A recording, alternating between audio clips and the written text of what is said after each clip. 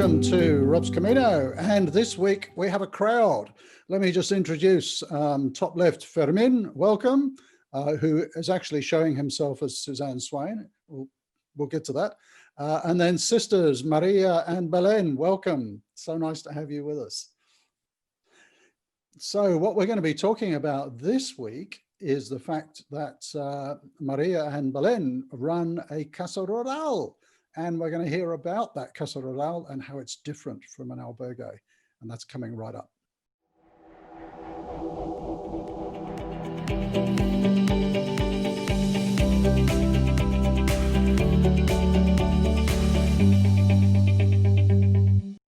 So I have been very lucky to stay at your Casa Rural twice, in 2015 and 2018, when I stayed with my wife.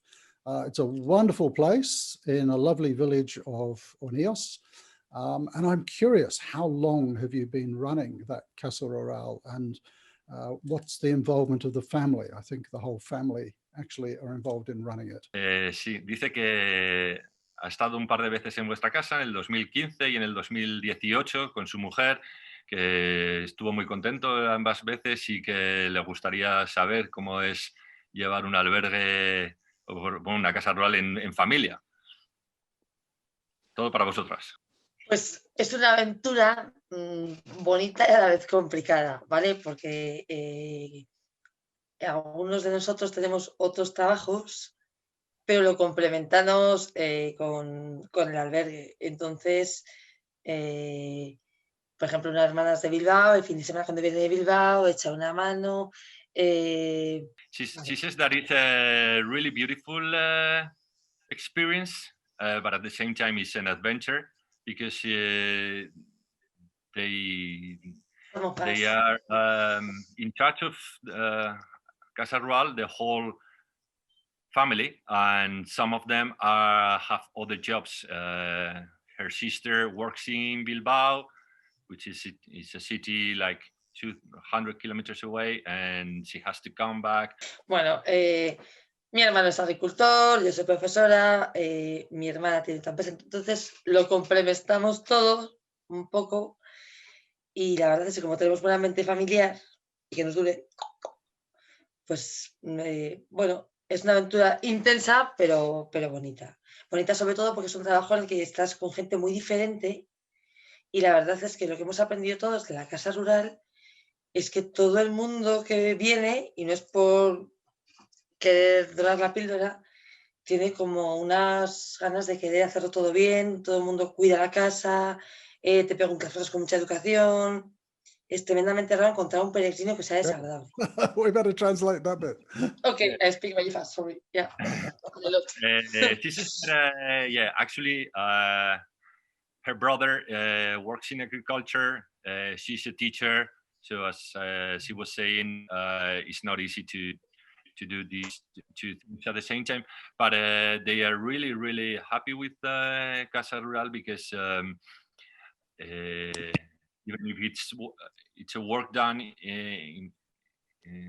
with the family, it's very intense. But they meet such beautiful people, and which all of them are very polite. And she says that she doesn't want to say this just because she really mean it. Okay, that's great. So tell us a little bit about the facilities. It's a wonderful place to stay, and I'll make sure that we put a link down below this video. So what can people expect when they stay? The second time I stayed, I noticed you actually had built a cafe next to the Cafe Rural with great food. Dice que si queréis podéis hablar un poco de las facilidades que tiene el albergue, los diferentes servicios, que se sorprendió mucho cuando vio también un café, una cafetería la última vez, y pues, como queráis. La Casa Rural se diferencia de un albergue en que la persona que quiere una casa rural quiere tener como ciertas comodidades personales. Entonces nosotros al final es nuestra casa, intentamos mantenerla de la mejor manera posible, que eso a lo mejor se nota un poco en cómo se encuentra la casa, ¿vale? Tenemos un baño para cada habitación, el desayuno siempre está incluido, les dejamos algo de comida para que se lo elaboren ellos mismos si quieren, totalmente entra en el precio sin ningún problema. Ellos pueden acceder a hacerse un café por la tarde en la casa. Y luego de lo que hablaba también es que hace un par de años se nos cruzó un poco y hemos montado un restaurante al lado. Entonces los peregrinos tienen la opción de, si no quieren cocinar en la casa, por ejemplo, y quieren comer algo, pues hemos montado un restaurante. Y es el restaurante del Camino, es un restaurante familiar, sencillo, pero igual, como es familiar, pues intentamos hacerlo de la mejor manera posible. Igual, pues eso es nuestro sello, ¿no? Intentar hacerlo bien porque es familiar. Okay, so she says that they've got more facilities than an albergue in the sense that it is their own home, and what they try to do is to give us lots of facilities to the pilgrims, because they provide them some food in the bedrooms in case they want to cook something. They've got all the facilities to do it. Obviously, they've got their own private bathroom, and everything.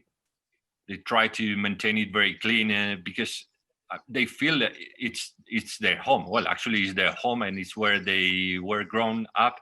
And she says that some years ago they decided to open this bar and restaurant in case the pilgrims don't want to cook their own meal. They can go to this small bar and restaurant. And she was saying that even they don't live every single day in the village because every son has their own private house close in the capital, in Burgos. They spend every weekend in the village, and obviously they are there working in the Casa Rural. So yeah, it's still their own house. I have to say, both times I have stayed there, it felt like a home. It was a wonderful place to stay. Like you say, very comfortable, very clean. The food was great. The first time I stayed there, your father actually took all my washing for me and did that. So it's really a wonderful place to stay. Thank you. Mi padre era la casa de mi abuelo, y mi padre, bueno, es agricultor, es la típica persona que ha trabajado mucho toda su vida y le encanta que todo el mundo se sienta muy a gusto y trata a la gente de la mejor manera posible. De hecho, algunas veces nos han mandado semillas a veces les enseña la huerta, a veces la bodega, dependiendo también cómo se encuentre él. Semillas de algún sitio diferente. Una vez le quitó una punta de una bota a un señor mayor, le mandó una postal desde Austria, creo que era. Bueno, le gusta mucho estar, siempre dice, qué pena no tener 40 años para aprender inglés. Gira mucho en torno a él, la verdad. Yeah, sorry, the father worked in agriculture all of his life, and now when they opened the albergue, she really cares about the place. He's always trying to make everyone happy. Sometimes he shows pilgrims his own cellar or the seeds he uses to grow. And he's always complaining about that what a pity is that, and not to be in his 40s to learn English and to communicate better with pilgrims, you know. Actually, I should say, for people who are going to stay there, I suggested that Fermin translate this interview to make things easier. But Belen, you do speak a bit of English, so if people No. you spoke enough to look after us. So if people are wondering. Bueno, eso ya lo has entendido. So tell us, 2020 must have been very difficult for you and your family. What is it like in Hornillos now? Pues 2020 ha sido catastrófico. Hornillos está cerrado, o sea, cerrado por vacaciones parece que está, pero bueno, por desgracia no son vacaciones y pesan los meses. Pesan los meses en el ambiente de que las cosas están cerradas y en el ambiente de que la gente está cada vez más triste, de no poder hacer nada. Entonces, pues bueno, estamos todos tocando madera con el 2021. Supongo que estará todo el camino igual, pero Burgos encima está siendo bastante afectada por el coronavirus, está el ambiente muy triste. Todo cerrado. Vale. María, ¿querías decir algo? Que está siendo un año muy raro, muy triste, muy catastrófico en todos los niveles, tanto anímico como económico, pero tanto en el pueblo como en Burgos, y a nivel de personal la gente se la ve muy apagada, apática es la palabra, con miedo, la gente casi no sale. Está siendo un año muy raro. They are saying that it's a really, really, really tough year in all aspects. First of all, obviously, the village is closed in the sense that everything is closed, everyone is at home.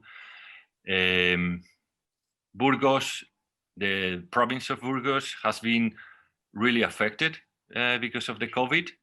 It's one of the places with most cases in Spain. And they see the people really sad. Not only it's the economical aspects, it's even the emotional, because they feel like they always at home and very, very, very sad. I mean, they are trying, they hope in 2021 it's going to be better, but this is terrible for everyone there. Well, I think we'll probably wrap things up there, but if I can say thank you very much for being such wonderful hosts when we have come to stay with you, and can we wish you the very best for 2021, and I hope that soon you'll have lots and lots of pilgrims coming to visit, and anyone who's watching this video, you must go and stay with Maria and Belen just past Burgos, 21 kilometers past Burgos in Hornillos. It is a fantastic place to stay, lovely village, and the hospitality is wonderful. Thank you so much. So you do understand English? Yes, I understand, but I never speak very well, sorry. You do. Okay, so thank you for joining us, and thank you, Fermin, for helping out with the translating, and very best wishes to you ladies and your family, and hope to see you sometime walking through Hornillos. Thanks for joining us. Thank you so much.